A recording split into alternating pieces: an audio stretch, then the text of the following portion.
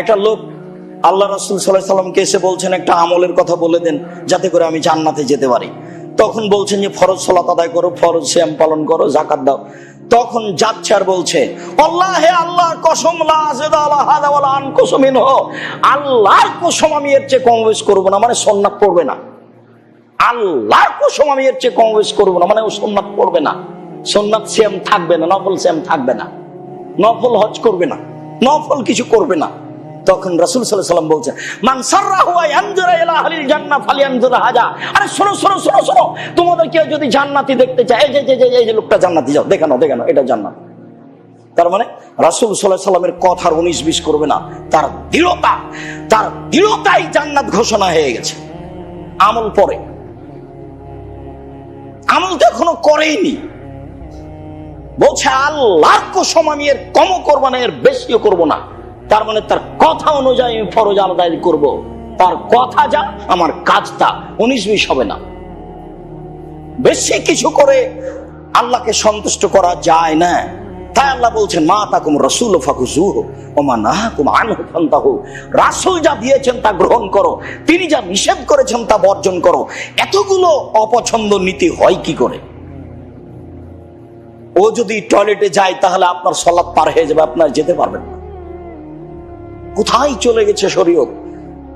40 কদম কেন, 40 ঘন্টা পরে যদি আপনি ঢেল টিস্যু পেপার ফেলেন, তবু আপনার মনে হবে যে পেশাব আসছে। কেন? এটা আপনার রোগ হয়ে গেছে, এটা আপনার ধারণা হয়ে গেছে। রাসূল সাল্লাল্লাহু আলাইহি সাল্লামের কথা মেনে চলা সহজ হবে। কি?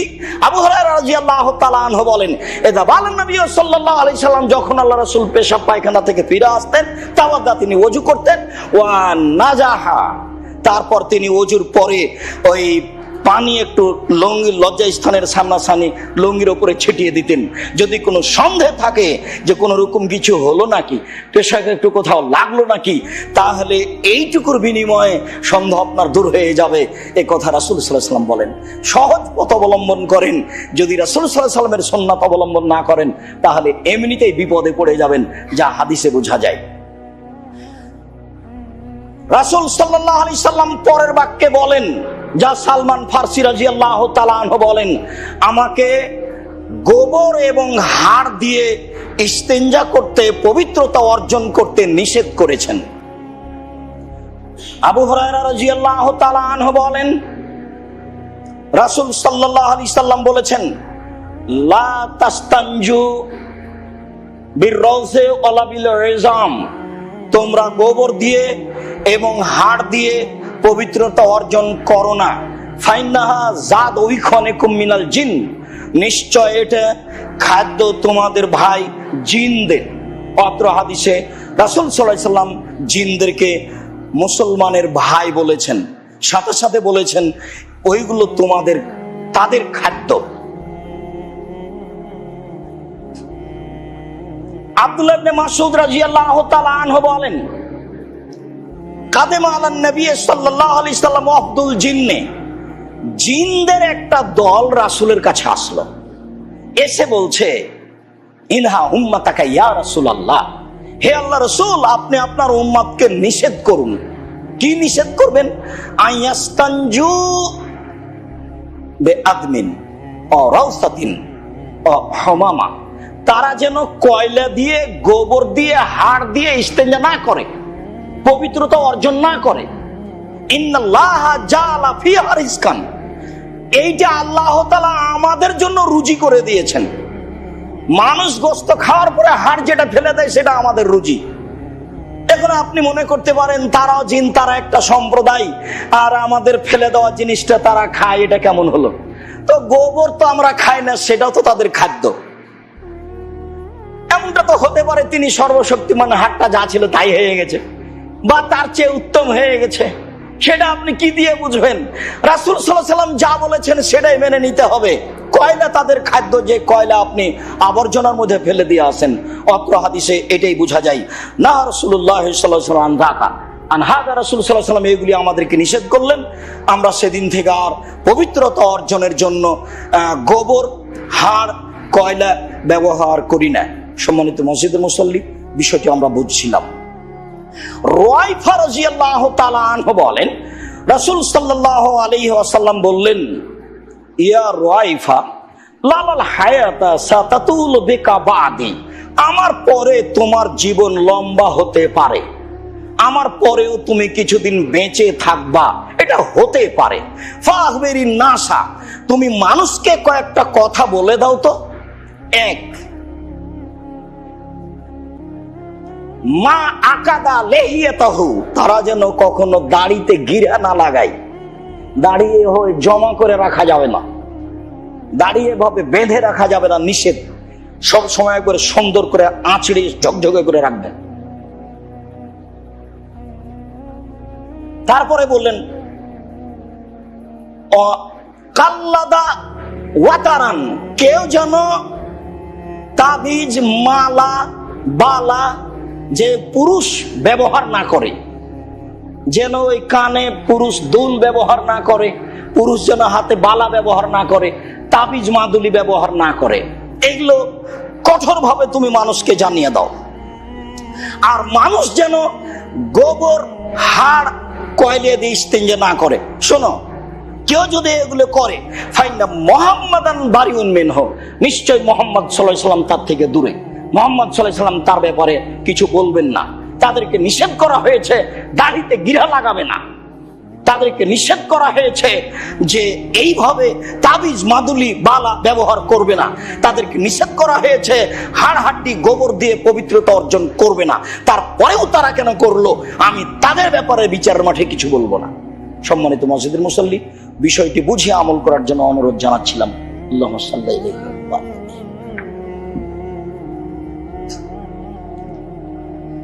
আলহামদুলিল্লাহ ওয়াহদা আসসালাতু ওয়াসসালামু আলা মান লা নাবিয়্যা বাদা। আনাস রাদিয়াল্লাহু তাআলা আনহু বলেন, কানান নবী সাল্লাল্লাহু আলাইহি সাল্লাম ইযা দাখালাল খালা, যখন রাসূল সাল্লাল্লাহু আলাইহি সাল্লাম পেশাব পায়খানার জন্য প্রবেশ করতেন, তখন তিনি বলতেন, আল্লাহুম্মা ইন্নী আউযু বিকা মিনাল খুবুসি ওয়াল খাবায়েস, হে আল্লাহ, আমি তোমার কাছে আশ্রয় চাচ্ছি অপবিত্র জিন এবং অপবিত্র জিন্নি হতে। বুখারী মুসলিম। যায়েদ ইবনে আরকাম রাদিয়াল্লাহু তাআলা আনহু বলেন, রাসূল সাল্লাল্লাহু আলাইহি সাল্লাম বলেছেন, ইজা দাখালা আহাদুকুমাল খালা, যখন তোমাদের কোনো ব্যক্তি পেশাব পায়খানার জন্য যাবে, ফালিয়াকুল, সেজন্য বলে, আউযু বিল্লাহি মিনাল খুবুসি ওয়াল খাবায়েস, আমি আশ্রয় চাচ্ছি আল্লাহর নিকটে অপবিত্র জিন অপবিত্র জিন্নি হতে। আলী রাদিয়াল্লাহু তাআলা আনহু বলেন, রাসূল সাল্লাল্লাহু আলাইহি সাল্লাম বলেছেন, সিত্র মা বাইনা আয়ুনিল জিন্নে ওয়া আওরাতে বানি আদম ইযা দাখালা আহাদুহুল খালা ফালিয়াকুল বিসমিল্লাহ, যখন আদমের ছেলে মেয়ে কোন পেশাব পায়খানায় প্রবেশ করবে, পেশাব পায়খানার জন্য যাবে, তখন সে বলবে বিসমিল্লাহ। তাহলে জিন আর তার লজ্জা স্থানের মাঝে একটি অন্তরাল হয়ে যাবে, সে দেখতে পাবে না। অন্য বর্ণনায় এসেছে, ইন্না হাযিহিল হুসুসা মুহতাজারাতুন, নিশ্চয় এই টয়লেট পেশাব পায়খানার স্থান শয়তান উপস্থিতির জায়গা। খুব ভালোভাবে মনে রাখবেন, ওখানে জিন বসে থাকে। আমি বলিনি, মুহাম্মদ সাল্লাল্লাহু আলাইহি সাল্লাম বলছেন, ওখানে শয়তান বসে থাকে। 20 তলা বিল্ডিং এর উপরে যেখানে টয়লেট আছে সেখানে শয়তান বসে থাকে। শয়তান আপনার রগে ঘুরতে পারে, ওখানে ঘুরতে পারে না। ইন্না হাযিহিল হুসুসা মুহতাজারা, নিশ্চয় পেশাব পায়খানার জায়গাগুলি শয়তান থাকার জায়গা। যখনই তোমাদের কেউ এখানে প্রবেশ করবে, সেজন্য আল্লাহর কাছে আশ্রয় নিয়ে নেয়। তাহলে আশ্রয় নেওয়ার ব্যাপারে দুইটা দোয়া বললাম, একটা আল্লাহুম্মা ইন্নী আউযু বিকা মিনাল খুবুসি ওয়াল খাবায়েস, আর একটা হলো আউযু বিল্লাহি মিনাল খুবুসি ওয়াল খাবায়েস, আর আরেকটা বললাম বিসমিল্লাহ। এইবার যদি আমি দোয়া পড়ি, তাহলে শয়তান আমার লজ্জা স্থান দেখতে পাবে কিন্তু ক্ষতি করতে পারবে না। যদি বিসমিল্লাহ না বলি, দেখতে পাবে কিন্তু ক্ষতি করতে পারবে না। আর যদি বিসমিল্লাহ সহ বলি, তাহলে ক্ষতি করা তো দূরের কথা, দেখতেই পাবে না। তাহলে বলতে হবে বিসমিল্লাহ আল্লাহুম্মা ইন্নী আউযু বিকা মিনাল খুবুসি ওয়াল খাবায়েস। সম্মানিত মসজিদের মুসল্লি, বিষয়টি আপনাকে স্পষ্ট হওয়ার জন্য এবং এইভাবে দোয়াটি পড়ার জন্য অনুরোধ জানাচ্ছি। আয়েশা রাদিয়াল্লাহু তাআলা আনহা বলেন, রাসূল সাল্লাল্লাহু আলাইহি সাল্লাম যখন টয়লেট থেকে বের হতেন তখন বলতেন গুফরানাকা, তোমার নিকটে ক্ষমা চাচ্ছি। আনাস রাদিয়াল্লাহু তাআলা আনহু বলেন, রাসূল সাল্লাল্লাহু আলাইহি সাল্লাম যখন টয়লেট থেকে বের হতেন তখন বলতেন আলহামদুলিল্লাহিল্লাযী আযহাবা আন্নী আল আযা, সে আল্লাহর প্রশংসা যে আল্লাহ আমার থেকে অপবিত্র জিনিসগুলি বের করে দিলেন এবং অপবিত্রতা থেকে আমাকে নিরাপত্তা দিলেন। সম্মানিত মসজিদের মুসল্লি, অত্র হাদিসটি জয়ীফ, এই হাদিসের প্রতি আমল করা যাবে না। তাহলে পেশাব পায়খানায় টয়লেটে ঢোকার দোয়া হলো বিসমিল্লাহি আল্লাহুম্মা ইন্নী আউযু বিকা মিনাল খুবুসি ওয়াল খাবাইস, আর বের হওয়ার দোয়া হলো গুফরানাকা। 3 বার বলতে হবে এটা নয়, একবার বললেই যথেষ্ট। একবার বলবেন, 3 বার নয়। আবু হুরায়রা রাদিয়াল্লাহু তাআলা আনহু বলেন, রাসূল সাল্লাল্লাহু আলাইহি সাল্লাম বলেছেন লা ইয়াবুলান্না আহাদুকুম ফি মুস্তাহাম্মিহি সুম্মা ইয়াগতাসিলু ফিহি আও ইয়াতাওয়াদ্দাউ ফিহি, অবশ্যই তোমাদের কোনো ব্যক্তি যেন তার গোসলখানায়, তার টয়লেটে পেশাব না করে। কেননা পেশাব করার পরে সেখানেই সে গোসল করবে, সেখানেই সে ওযু করবে, এটা হয় না। সম্মানিত মসজিদের মুসল্লি, এইবার সমস্যা হয়ে গেল, আমাদের প্রায় সব বাড়িতেই একটাই টয়লেট, যেখানে আমরা পেশাব করি, যেখানে আমরা পায়খানা করি, যেখানে আমরা গোসল করি। তাহলে কেমন হয়ে গেল? রাসূল সাল্লাল্লাহু আলাইহি সাল্লাম বলছেন অবশ্যই তোমাদের কেউ তার টয়লেটে যেন পেশাব না করে, তার গোসলখানায় যেন সে পেশাব না করে।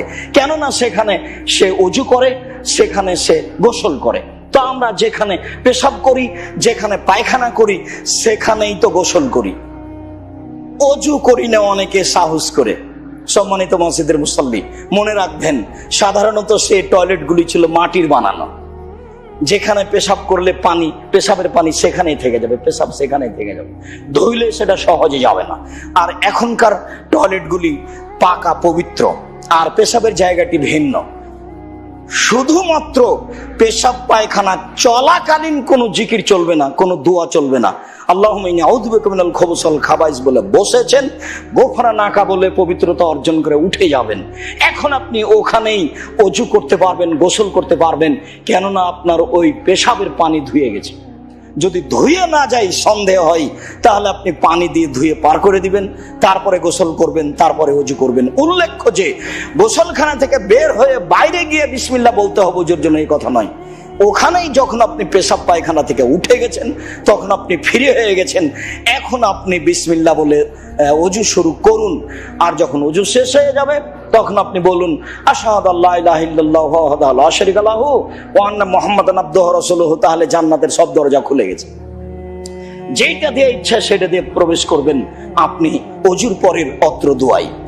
সম্মানিত মসজিদের মুসল্লি, রাসূল সাল্লাল্লাহু আলাইহি সাল্লামের একাধিক গুরুত্বপূর্ণ কথাগুলি আপনার সামনে পেশ করছিলাম। আবু হুরায়রা রাদিয়াল্লাহু তাআলা আনহু বলেন, রাসূল সাল্লাল্লাহু আলাইহি সাল্লাম বলেছেন ইত্তাকুল লায়নাইনে কালু আমাল লায়নানে, তোমরা অভিশপ্ত 2টি জিনিস থেকে বেঁচে থাকো।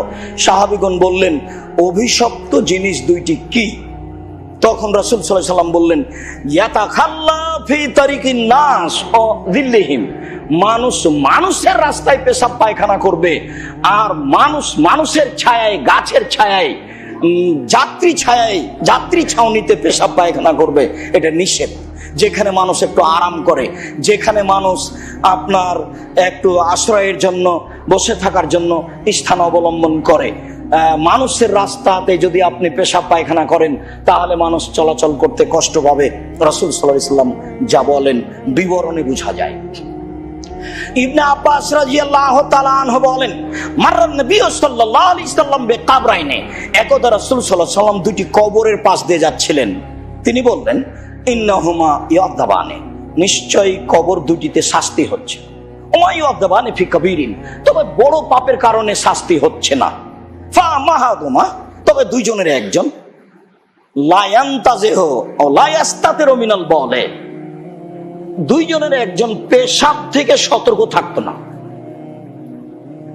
চট করে একটা কথা মনে পড়ে গেল, 1 বালতি গাভীর পেশাবে কাপড় ভিজিয়ে সালাত আদায় করা যাবে, এই কথাটি মূলত আমার মৌলিক কথা ছিল না।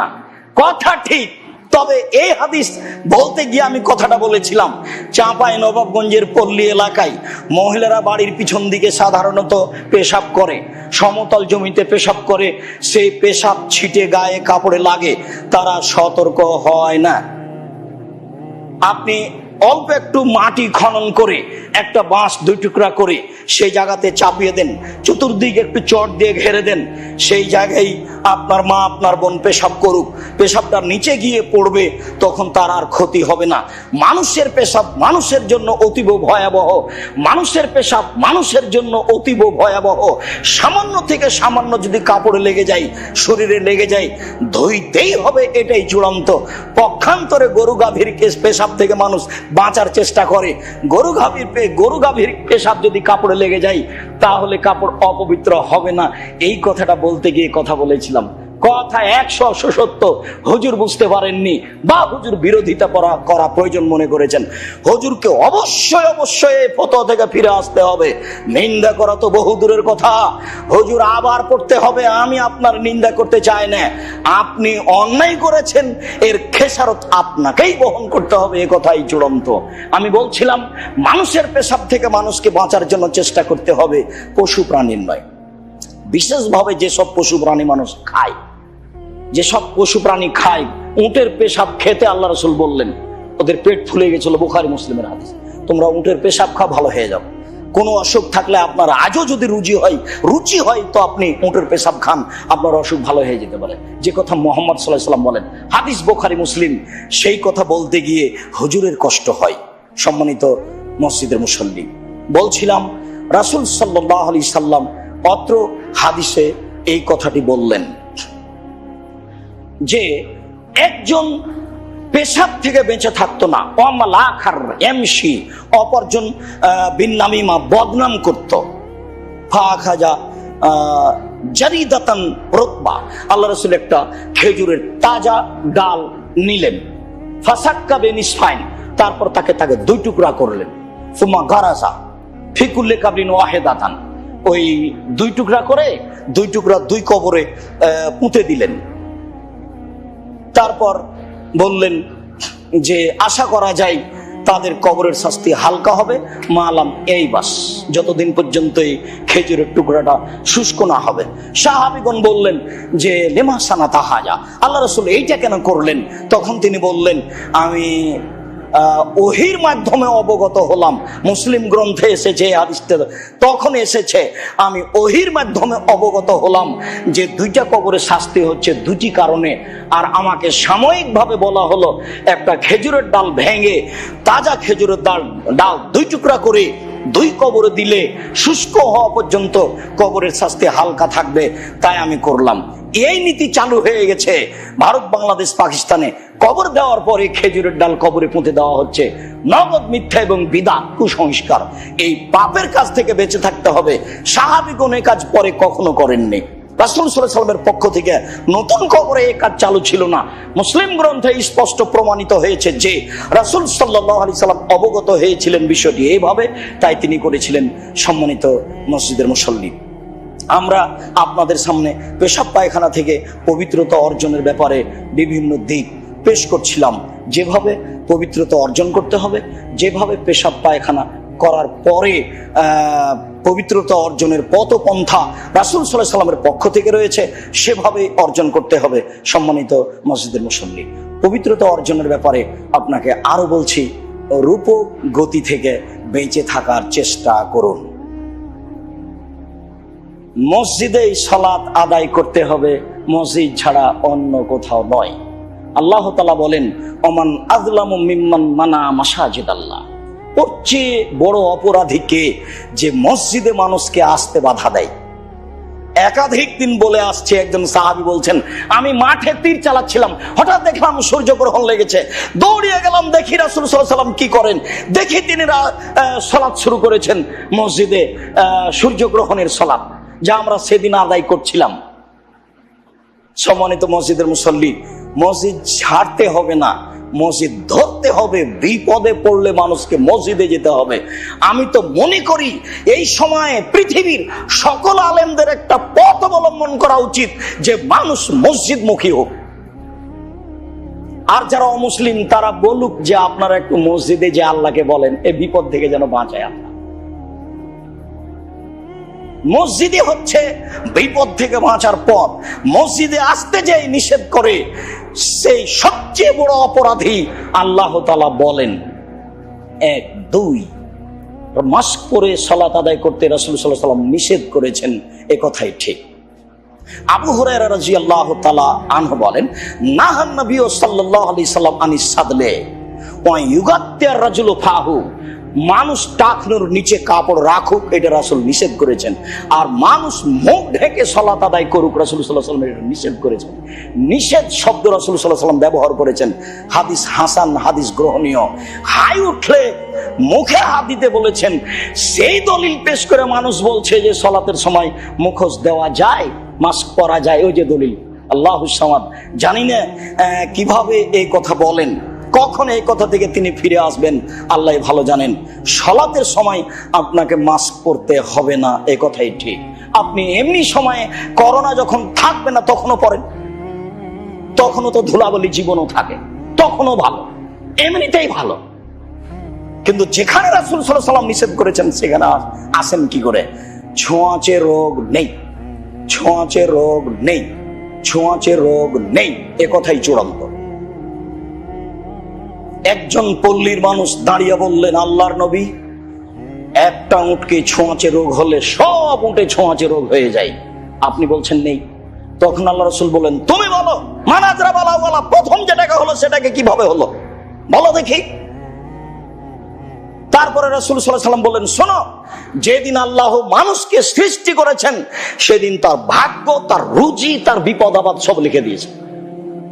যখন রাসূল সাল্লাল্লাহু আলাইহি ওয়াসাল্লাম ভাগ্যের কথা বলতে লাগলেন তখন সাহাবীগণ বললেন, ভাগ্যের কথা যেভাবে বলছেন যা লেখা আছে তাই হবে, তাহলে যুদ্ধক্ষেত্রে আপনার ঢাল ব্যবহার করবো কেন?